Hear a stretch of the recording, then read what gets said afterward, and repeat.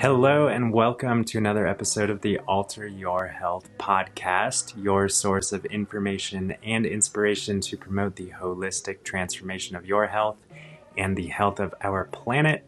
I'm your host, Dr. Benjamin Alter. I'm your co-host, Dr. Susanna Alter. And we are recording live, as we always do, on Thursdays at 1 p.m. Mountain Time in our Facebook group called Empowered Healing Naturally. And we just want to remind you that whoever's out there tuning in on the recording, you do have an open invitation to join the Facebook group and be a part of these weekly conversations. In addition to this podcast episode that we record on every Thursday, we do have a Medicinal Monday episode, which is not part of the podcast, but more of a dialogue where we're answering your specific questions live in that Facebook group. So find out more and head on over to www.facebook.com/groups/alterhealth. And on this episode today, we are diving into the topic of oil and why oil is not a health food, despite what the bloggers and articles of all sorts and YouTubers might tell you about coconut oil or extra virgin olive oil or whatever the latest and greatest oil is. So we're going to dive right into that conversation here.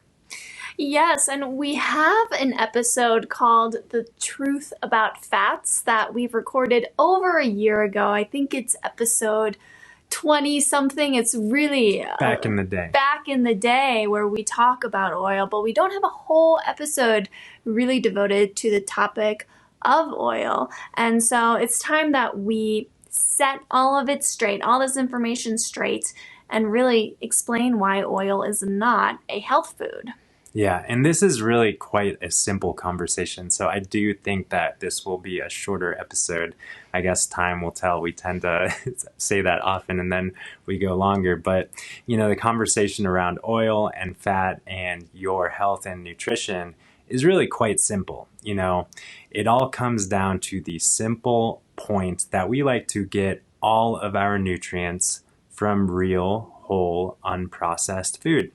And even your extra virgin coconut oil or fresh pressed olive oil or whatever it may be is a processed food. It's by nature, in order to extract oil, you have to take an olive and squish the hell out of it until the oil is extracted and you're left with nothing but that pure olive oil. And a lot of research kind of suggests that olive oil is a great source of polyphenols and bioflavonoids and these phytonutrients that are found in the olives. And then they're, harnessed in that fat of olive oil. But the truth of the matter is that the whole food, the whole olive, will always be a greater source of all of those nutrients that are found in the olive oil, in addition, of course, to fiber and other nutrients that are not found in the olive oil. So olives are always preferable to olive oil, the same way that coconuts are always preferable to coconut oil, and peanuts to peanut oil, sunflower seeds to sunflower oil. You get the idea. Mm-hmm, exactly. And then eating those foods in their whole form also optimizes the metabolism of those foods. So your body's going to respond so much differently to eating a handful of nuts than it would respond to, drinking a tablespoon of oil or even having that oil on a salad. Yeah. But when we're eating it in the whole food form, that fiber and all of the other nutrients, the macronutrients and those vitamins and minerals really optimize your body's metabolism of the fats, but also of all of the components of the food. So actually, one phenomenon that we see is that when people drizzle oil all over their food or they cook with oil, those calories from that oil, they don't don't really contribute to an overall feeling of satiation. It doesn't really fill you up. It doesn't really prevent you from eating more calories because you don't feel full from eating oil. It doesn't turn down the appestat, as Dr. Furman says. Whereas if you were to eat that same amount of, fat calories from nuts or olives or seeds, it would actually slightly lower your appetite because you're also getting the fiber and you're getting all the other nutrients, and your body can respond to that saying, oh, hey, I've got some good whole nutrition here, and it does turn down the appestat. It doesn't make you ravenous for more food. Yeah, and one of the reasons why the application of olive oil or any other processed oil in your diet doesn't really affect your appestat or your hunger or your appetite is because when you consume the oil, that in 1 tablespoon of oil, by the way, it doesn't matter whether it's olive oil or coconut oil, it's, all oil is pure fat. And in 1 tablespoon of oil, in that pure fat is about 120 calories. So as you dribble that olive oil into your cooking or on your salad or whatever it might be, you're getting 120 calories that is rapidly absorbed in your bloodstream without the slow release effects that the fiber and the other phytonutrients that are packaged in the whole real food help to optimize the digestion and absorption of those fats. So the oil isn't even like metabolized, really. It's just sucked right into your bloodstream very easily and actually gets stored as fat in your body because we know, based on the fundamental laws of biochemistry and physiology, that your body will be metabolizing glucose or sugar primarily as your primary preferred fuel source when there is any sugar or glucose or carbohydrates around, which should be all the time unless we're fasting or starving.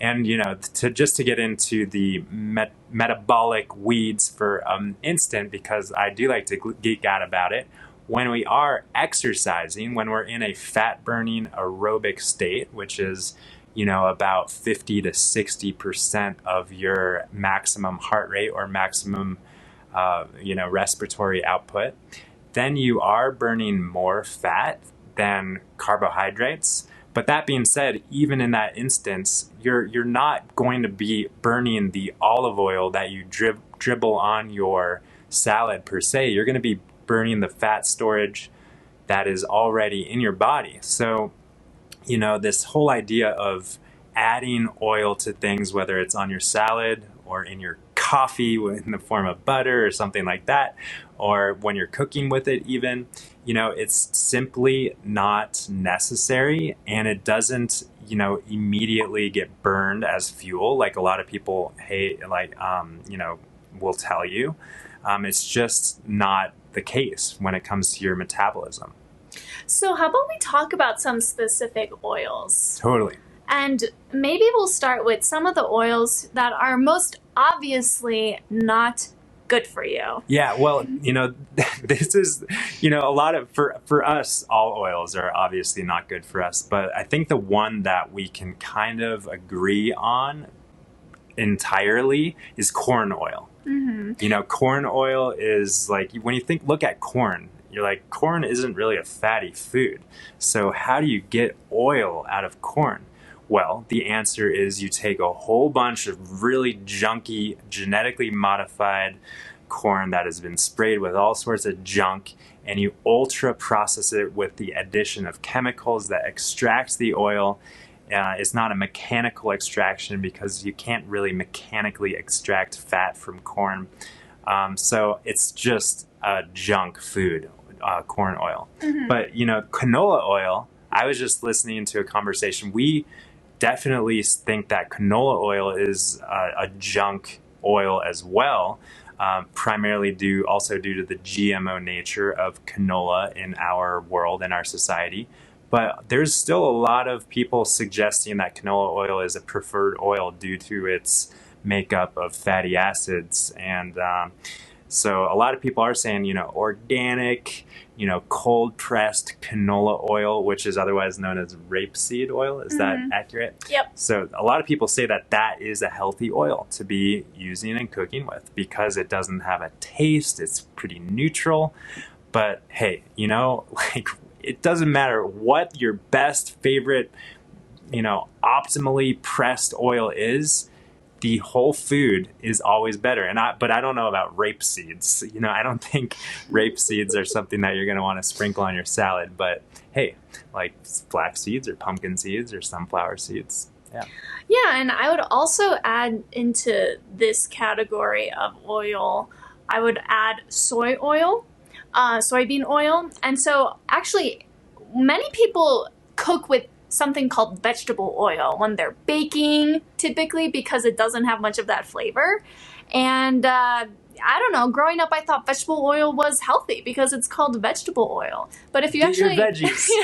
but if you actually look to see what it's made out of, it's usually made out of soybean oil and or corn oil. And so these oils in particular, like what Ben said, they require so much processing. They require so much, like high temperatures in order to actually get the oil from those foods. And so what happens is that these oils become really prone to actually becoming rancid. If you expose oils to high temperature, they will become rancid.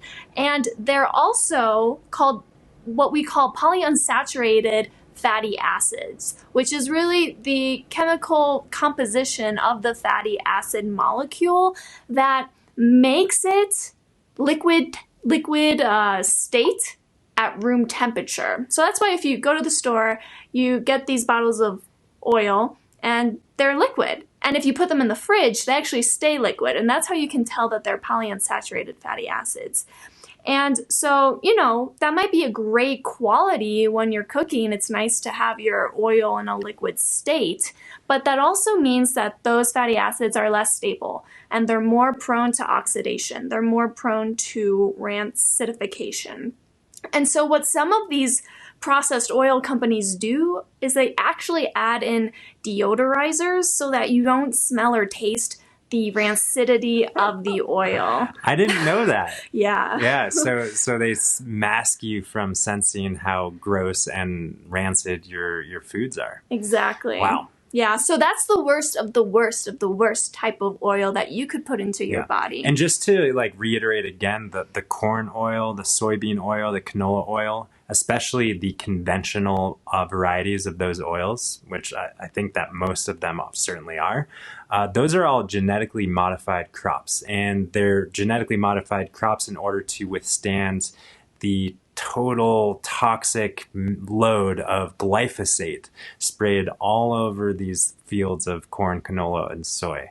And glyphosate, we've recorded multiple episodes about the toxic nature of glyphosate in our food supply, in our water supply, and how it affects our physiology.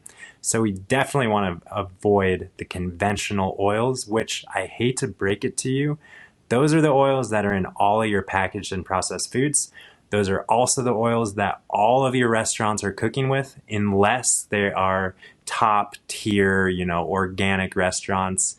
And even a lot of your expensive, fancy restaurants are still going to be cooking with these oils. So if you are eating out, which, we always say that no one really heals or reverses their disease when eating out frequently. But that being said, let's face it, we're all going to go out to a restaurant.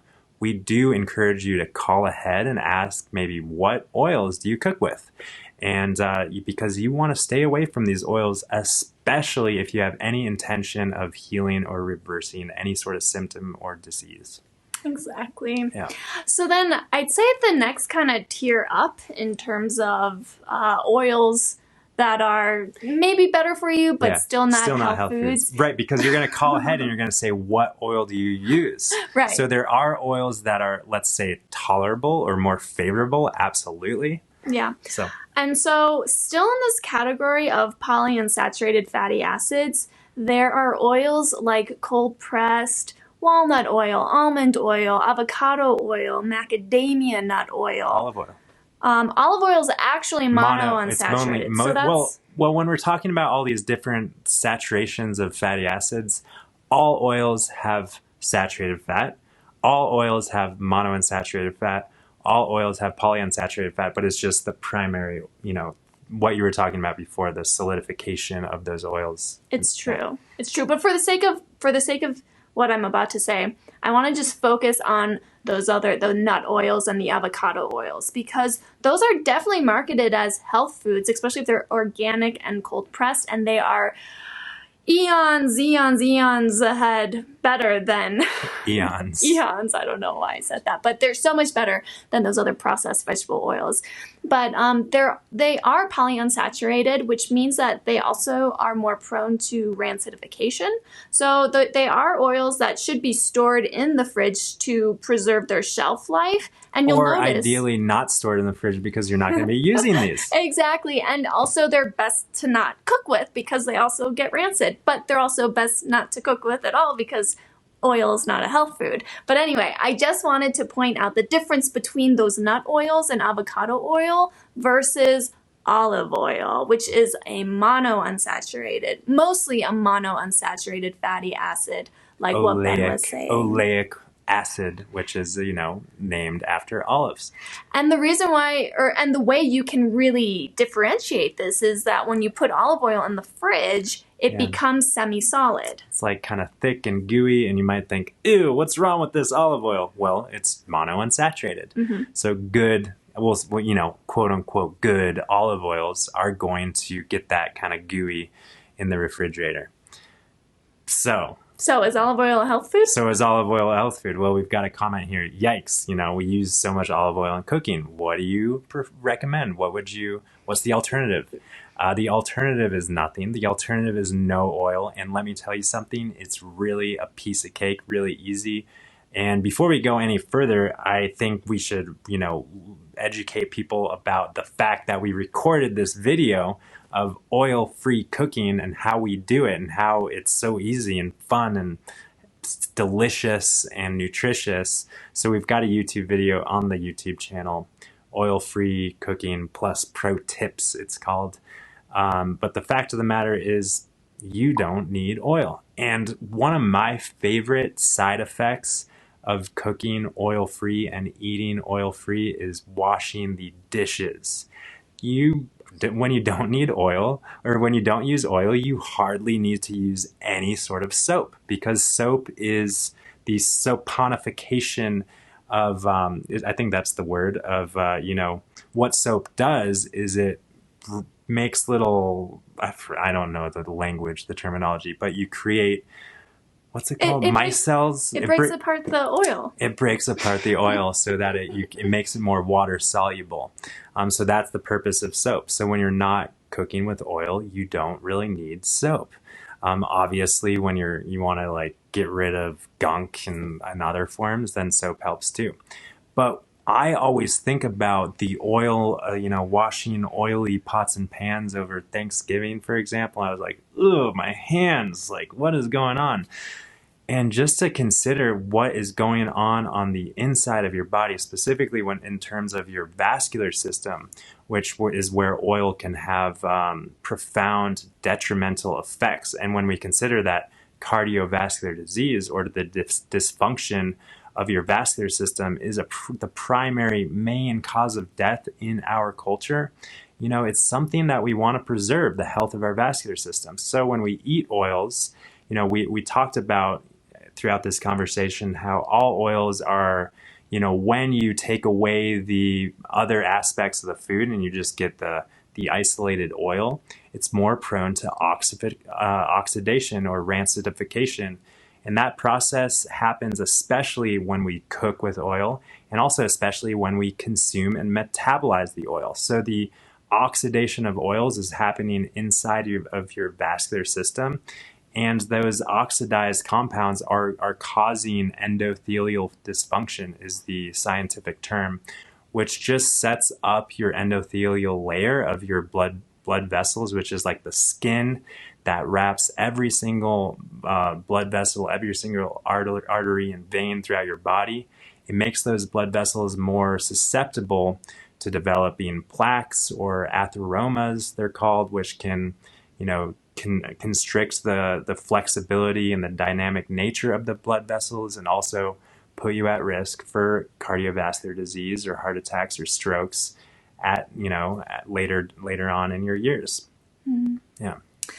So I want to also talk about coconut oil.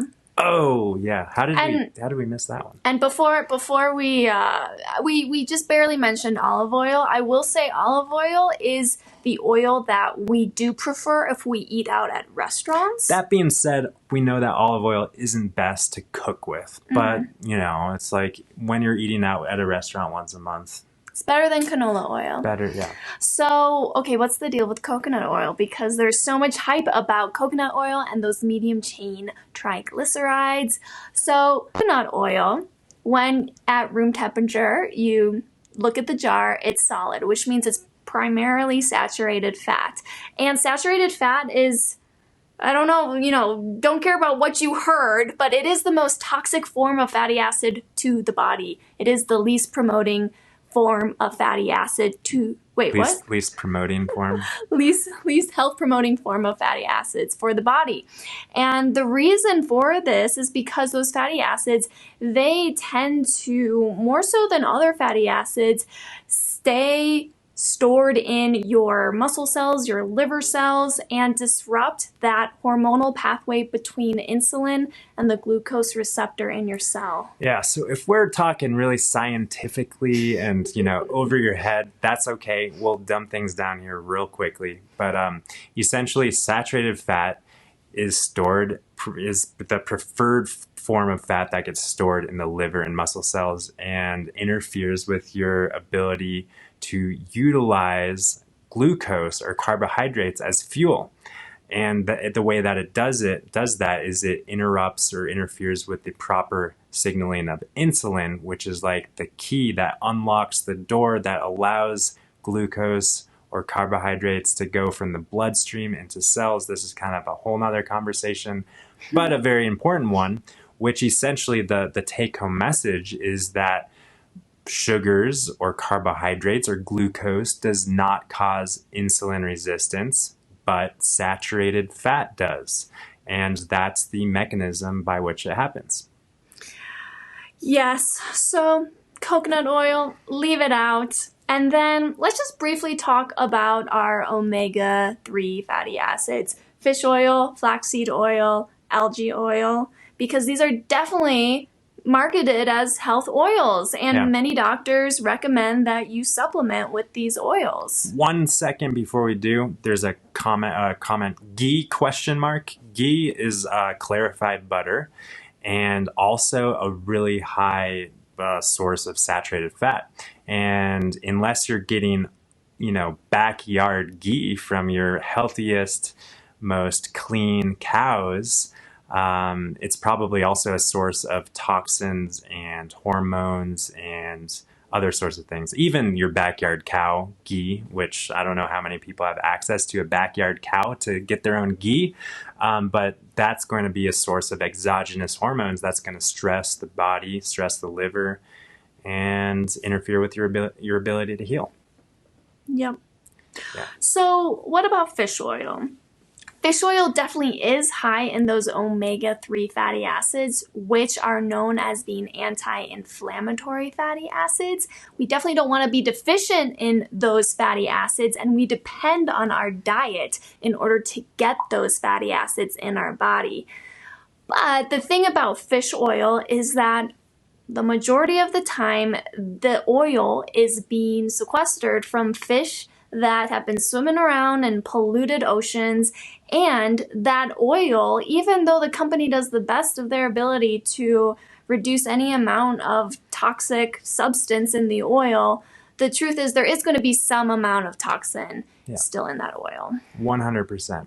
And this is kind of getting into a whole nother conversation about omega-3s versus omega-6s, which I don't think we're going to address in this short podcast episode, but it's just reminding me like, hey, there's a lot more we can get into here. That's true. So maybe down the road, we will have the omega-3 conversation, which is an important one to have because we know how important omega-3s are for your health. But anything else to wrap up around this conversation around oils, Dr. Suze? Well, just briefly, we'll say that if omega-3s are a concern and you want to supplement, take an algae oil. Because, you can say that, but we'll dive more in another time. We'll dive more deep into that another time. And we don't like flax oil because flaxseed oil rancidifies very quickly. But we love flax seeds. We love flax seeds. We love chia seeds. We love hemp seeds. We love algae. Algae oil is like one of the processed oils that, research says that's pretty clean, not going to raise your LDL or, cholesterol. Yes. Yeah. But I do want to clarify that we are not anti-fat. We just don't like oil. We like to get our fat from whole foods. Again, those avocados, whole coconuts, whole nuts and seeds, whole olives. And so consider